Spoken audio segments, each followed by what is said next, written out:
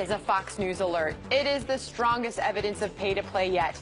Brand new email showing Clinton Foundation allies got special treatment at the State Department. We are live in Washington. Plus, Donald Trump under fire for bringing up the death of an NBA star's cousin on the campaign trail. She was the mother of 4 and was killed while pushing her infant child in a stroller just walking down the street. It's horrible. It's horrible. Some may not like his approach, but no one's challenging him on the facts. Dr. Ben Carson here to react in moments. And star-spangled backlash. 49ers quarterback Colin Kaepernick refusing to rise for the national anthem because he says our country is racist. So how are his fans reacting this morning? I don't think you can. Melted. Fox and Friends Hour 4 starts right now.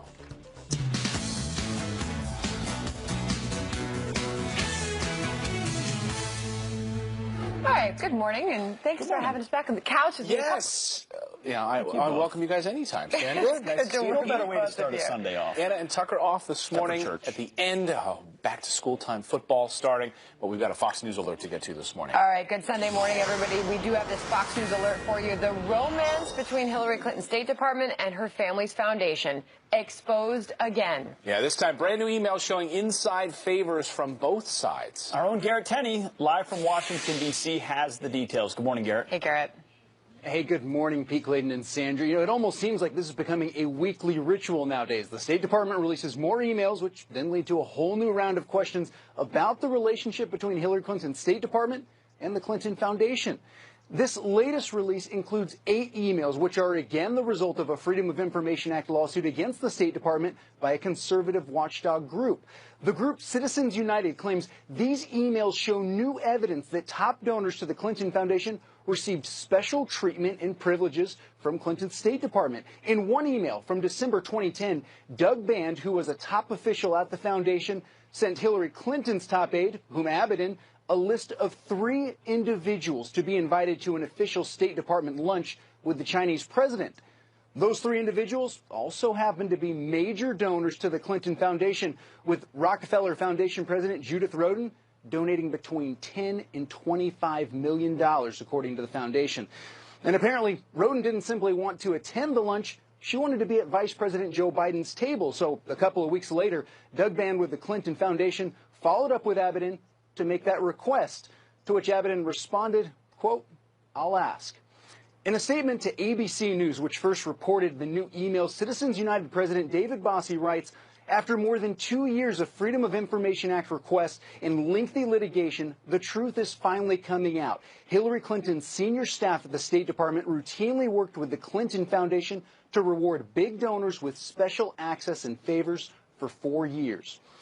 Even now, though, both the State Department and the Clinton campaign maintained that donors to the Clinton Foundation did not receive any favors or hold any special influence. We'll leave that up to the viewers to decide as we continue to get more of these emails. Wow, what a story. All right, thanks, Garrett. Appreciate it. We want to bring in Dr. Ben Carson now, former presidential candidate, to take on this topic this morning. Doctor, good to see you back here on Fox and Friends this morning. Yeah, good morning. First, let's get you to react just to that right there, the new evidence of more pay to play. I mean, is this the kind of ironclad evidence folks have insisting would be out there, that you pay, you get access? Well, it's pretty obvious what's going on. The only people who don't understand it are people who don't want to understand it and who are sticking their heads in the sand and trying to deny. You know, that's the way the criminal element does things. Never admit guilt and just keep denying it. But, you know, here's what's interesting. They say if Hillary becomes president, you know, this will stop. They will stop accepting donations from foreigners and from corporations. Well, why would they do that if it's perfectly fine? And if it's not fine, why would they wait until then to do it? As we wake up this morning, one of the hottest topics and most talked about topics in the campaign trail is race. It was a big week for it last week, and now we have this. The media is blasting Donald Trump for citing the death of Dwayne Wade's cousin while she was pushing a baby stroller outside of an elementary school in Chicago. But people are saying Donald Trump is using this horrible, tragic incident to win over black voters. But no one is choosing to challenge him on the actual facts here of what is happening in that city. What do you make of the media coverage of that tweet by Donald Trump? Well, I mean, I can't even imagine what's going through the minds of the family of Nakia Aldrich. Just taking her baby on a stroll down the street and ending up dead. But unfortunately, that's a story that can be repeated by multiple stories all the time. In Chicago and in some of our other inner cities. And Donald Trump has correctly pointed out that this is a major problem.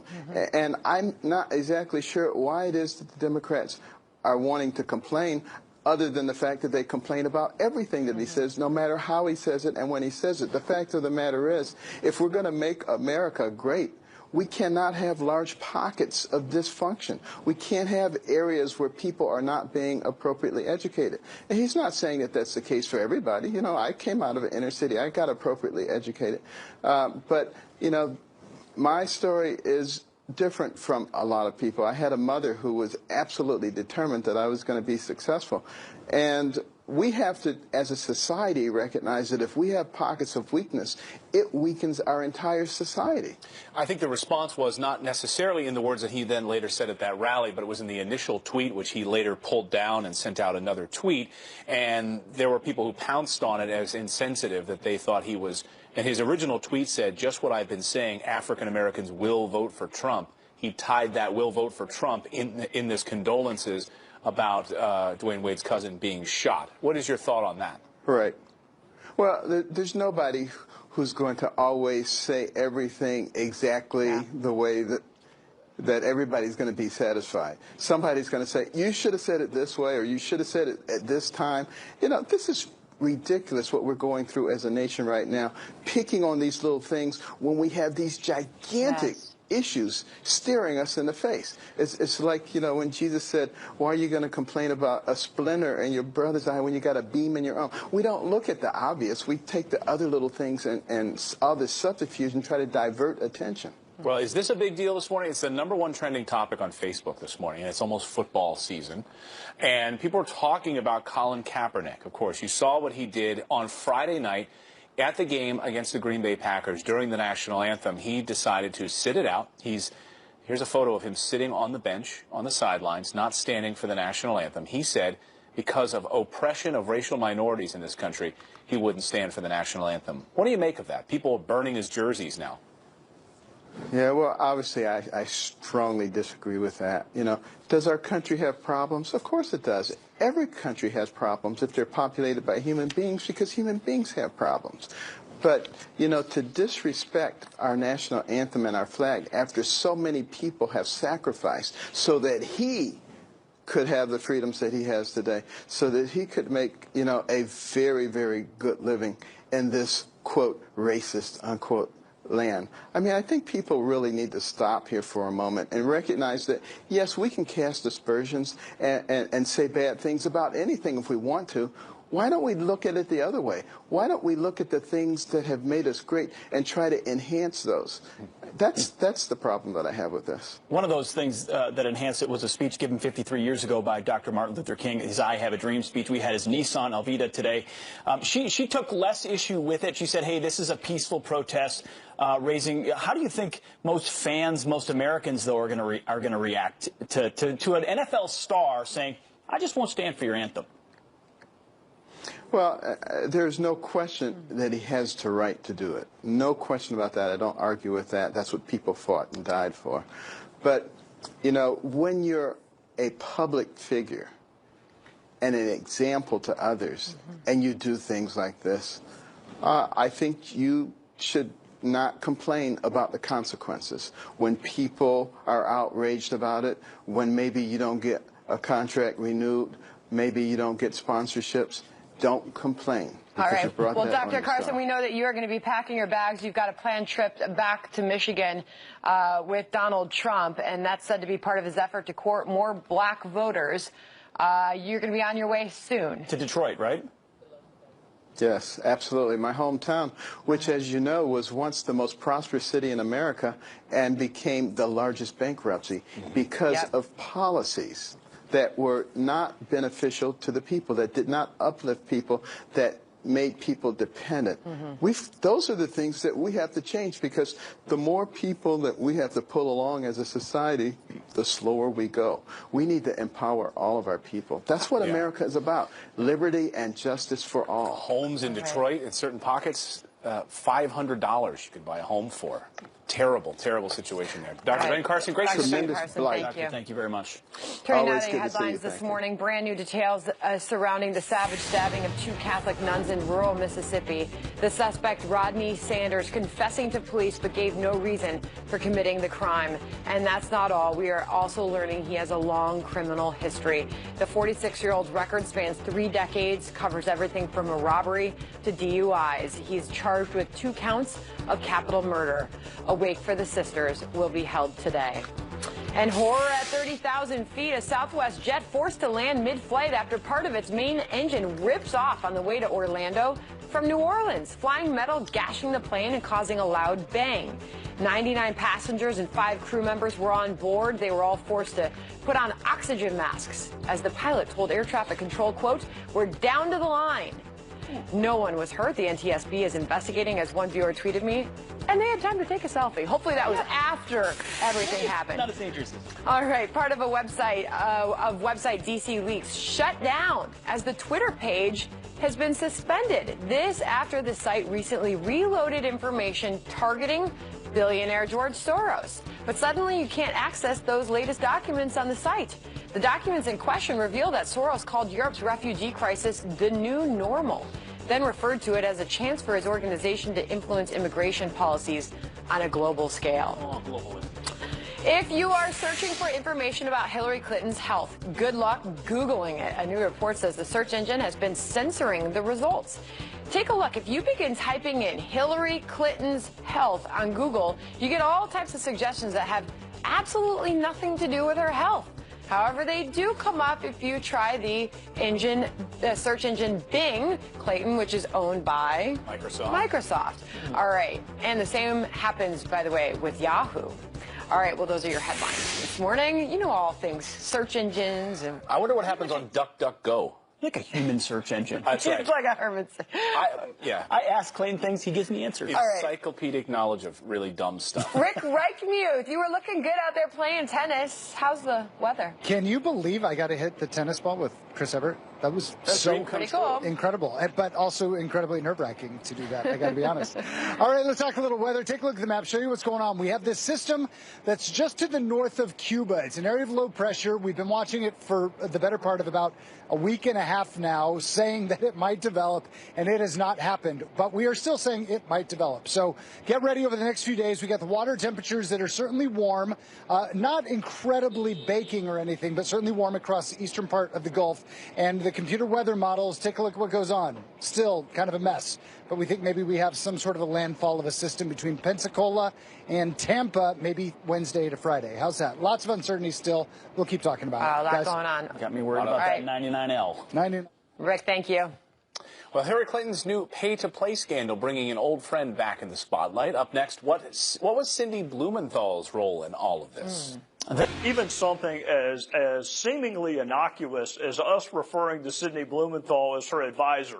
Remember, she got really upset when we used that term. You'll never guess which term the FBI used when they described Sidney Blumenthal and his relationship to her. Sidney Blumenthal, a longtime friend and so-called advisor to the Clintons, is back in the spotlight as questions arise over a possible pay-to-play scandal at the Clinton Foundation. So just what was Blumenthal's role in all of this? Let's ask National Review columnist Jonah Goldberg. He joins us now. Hey, Jonah. So Sidney Blumenthal, what was he doing at the foundation? What was his role?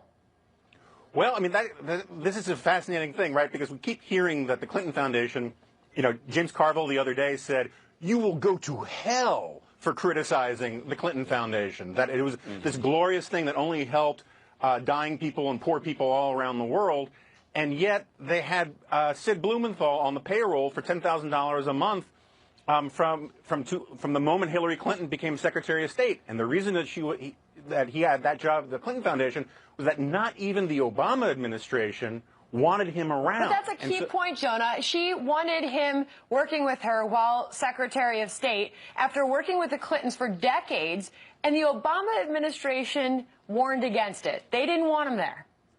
Right. Well, they didn't want him there for a bunch of reasons, in part because one of Sidney Blumenthal's true gifts, what he's a prodigy at, is peddling nasty rumors in the press. And during the primaries, he had done that against Obama, and too many people on the Obama team hated Blumenthal. Other people just hated Blumenthal because he's such a hateable guy. But regardless, the thing is, he then goes to the Clinton Foundation, and they're taking this money that's supposed to go to poor kids, and instead they're paying him to essentially be, his official job description was to be a highlight the legacy of President Clinton. Again, so that is my favorite job description ever. And I want when I set up my foundation, Jonah, I want you, that's going to be your job. For $10,000 a month, you're going to highlight the legacy of Clayton. That's ridiculous. I'll have this great yellow highlighter, and I'll just highlight it all day long.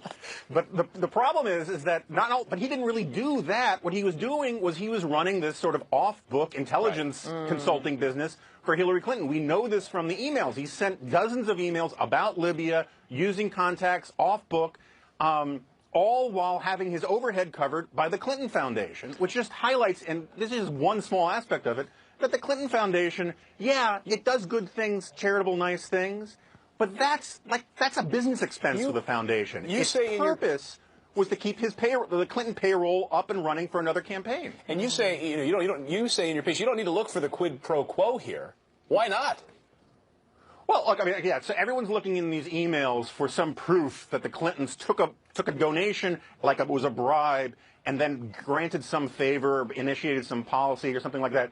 The meetings themselves are the quo, right? Right. If people go to political fundraisers every week to have just their picture taken with a candidate, that is what they get out of the money. Is they get this ability to say, "Oh yeah, when I was having coffee with Hillary Clinton the other week." That is of value. These meetings with the Secretary of State are of enormous value, particularly in overseas. And I'm going to send you the contract for your new job. Yeah, exactly. Jonah, start writing that now. Jonah Goldberg, National Review. Thank you. Great piece. Great to be here. Thank you. Of your wife and your beautiful daughters. I have 3 young boys myself. So many Americans look at these photos, and they are memories that we take a photo in our mind. As I often say to myself, I want to have this picture in my mind so that I never forget them while they're young. And what you're saying is, hey, those memories may slip away. And so I want my kids to know how much I cherish them in this book. Absolutely. That was the foundation of writing the book, was to really give a legacy story to my family with the realities that many former NFL players face due to the consequences of concussion. And when I left the game at 30 years old, already having some long-term memory problems, it really made me think long and hard about that question: is what does my future hold? Does it look like a Mike Webster's or like a Frank Gifford? I mean, these questions are realities for me, and so the book really came out of a heart that was designed to just get to people to care emotionally about the importance of their brains. Ben, kids say the darndest things. What have your daughters said through this as you've written this book? Have they any sort of reassurance or special messages back to Dad? Well, we have a 7-year-old, identical twins are 5, and a 1-year-old. So they're not really at an age yet where they quite understand, but when they watch that music video, what they see is, their daddy lying in a hospital bed with his head wrapped, and it gives us a chance to talk about, Daddy's playing days in the NFL and how it unfortunately ended due to Daddy hurting his head, and it gives us a chance to start to have that conversation with them because not only myself, but my wife was captain of the women's golf team at University of Minnesota, so we have an athletic family. I don't doubt my girls are going to want to take part in sports, and it will be a topic of conversation that we have with them as they continue to get older. Ben, most Americans haven't played NFL football, haven't had the concussions like you have, but what is the message you have for parents who are taking these things for granted? What does this book tell them? Sure. Well, it's been a blessing to work with the American Brain Foundation this last year and the American Academy of Neurology and the neurologists of America to really answer that question. And I think most importantly, parents have to be educated. Make sure you know exactly what a concussion is and what to do if, in fact, you face a concussion. And then we need to start, I think, having conversations, healthy conversations as parents around what is the right entrance age for a child. You know, for me it was 4th grade, and now kids are entering contact sports in 1st and 2nd grade. And so we want to make sure that we protect our children during the most important developmental brain stages that they go through, which is ages 2 to 12. So I think having those conversations and doing your best as a parent to get connected to a neurologist, a brain expert, in case your child ever faces a concussion is really important. Ben Utecht, former NFL star, but the title I know you wear most proudly is father and dad. So thanks very much for joining us this morning, for writing the book. It's called Counting the Days While My Mind Slips Away. Ben Utecht. We're going to... And welcome back to Fox and Friends on this Sunday morning. Hey, we got some new polls out we want to show you. Obviously, the discussion lately on the campaign trail has been around race. And can Donald Trump court minorities across this country? He was down around like 2%. And now look at this. Donald Trump, 8% to Hillary Clinton's massive 87% lead right now, if the election were held today. Also shed some light on how he's performing with Hispanics, 73% for Clinton, 22% for Trump. But certainly we are hearing that behind the scenes, they are constructing a plan and a strategy to deploy employees and staff and family members to reach out to those minority communities. That's exactly right. I mean, they're working really hard, you know, in front of the camera the last couple of weeks, talking to these constituencies. But they're also working behind the scenes. And our own Ainsley Earhart, as she often does, landed a couple of fantastic interviews with Laura Trump, the wife of Eric Trump, as well as Lynn Patton, an employee with the Trump organizations, talking about their attempts to work behind the scenes to reach out to minority voters. She sits down with them. Yep. So, Laura, being the daughter-in-law of Donald Trump, Lynn, you've been working for the Trump family for how many years? 7 years, actually. Okay, so the two of you and additional individuals are going to go out into the community and do what? Well, we have a great team of women that we're actually working with. It's myself, Lynn, Omarosa, who a lot of people know from The Apprentice, Katrina Pearson. We really are just going out and speaking with women, speaking with minorities, and talking about the man that we know and why we really think that Donald Trump is the best man for the job. And what's the goal? The goal is to share his message and get the talking points out to women and minorities so that they understand what he's doing for us, so that they can, you know, share that message with people that maybe don't understand that. I think it's really hard today to get a true sense of who Donald Trump is because the media is very skewed, and we really took it upon ourselves to put together a group of women who know him very personally to go out and say, this is who we know, this is why he's a great man and the best leader of our country. So, Lynn, how'd the meeting go? Was it more of the African-American community and leaders telling him exactly what they thought he should be doing? It was a little bit of both. He was listening to a lot of our African-American leadership, and then he was also taking the opportunity to roll out some of the plans that he has already lined up to benefit this community, make us less dependent on the government, and make us self-serving. What do your friends in the African-American community say about you supporting Donald Trump? You know, I have a really great group of friends around me. They know my character, they know my work ethic, they know how he treats me, and they know how he treats my family, and they couldn't be more supportive. And you know, you're saying he's not racist, right? 100%. It's actually the most ludicrous thing I've ever heard. Very interesting. Does sound like they have a plan and a strategy going on there. Yeah, it'll be interesting to see if it works. They can get up a little bit in the poll numbers. All right. Well, now to some headlines this morning. Let's get to Debbie Wasserman Schultz dodging questions about the DNC email controversy just days before her primary. Instead, she's focusing on Hillary Clinton's emails. The former DNC chairwoman insisting voters just aren't concerned about them, saying no one on the campaign trail has even asked her about them. Meanwhile, a new report shows Clinton staffers were urged to hide all communications with the DNC using an encryption app. That was just weeks before WikiLeaks published 20,000 hacked emails exposing a plot against Bernie Sanders, leading to Wasserman Schultz's resignation. The Wisconsin man whose murder trial captivated America, still claiming his innocence in 2005. Tomorrow, the U.S. will reach its target of 10,000 Syrian refugees. It's part of a year-long resettlement program, one that has been at the center of attacks, being called a potential security threat. Some lawmakers, however, say refugees are thoroughly screened. Close to 5 million Syrians have fled civil war since 2011. If Hillary Clinton wins the White House, she has vowed to bring even more refugees here in the country. All right, Rick Reichme is standing by. We'll look at the forecast. Hey, Rick. Guys, it's still solidly summer. No real signs of fall. A lot of people start to think fall coming. I know, Clayton, you like your pumpkin spice latte with your football. Pumpkin spice latte. It's too hot right now. Not yet. It is still really hot out there. It's also tropical season. September 10th is a peak, so we're about 2 weeks away from the peak of hurricane season. We have this right here. It's Gaston. We have this, which was Fiona.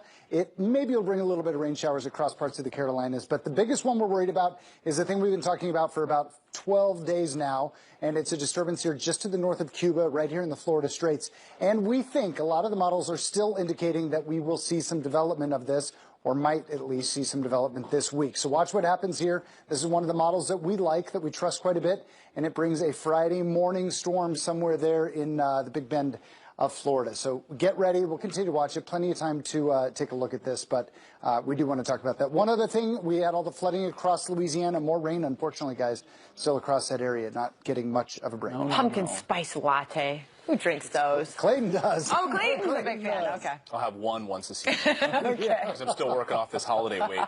It's coming back around again. I know. Whipped cream. Yes. Just admit it. You love them. Delightful.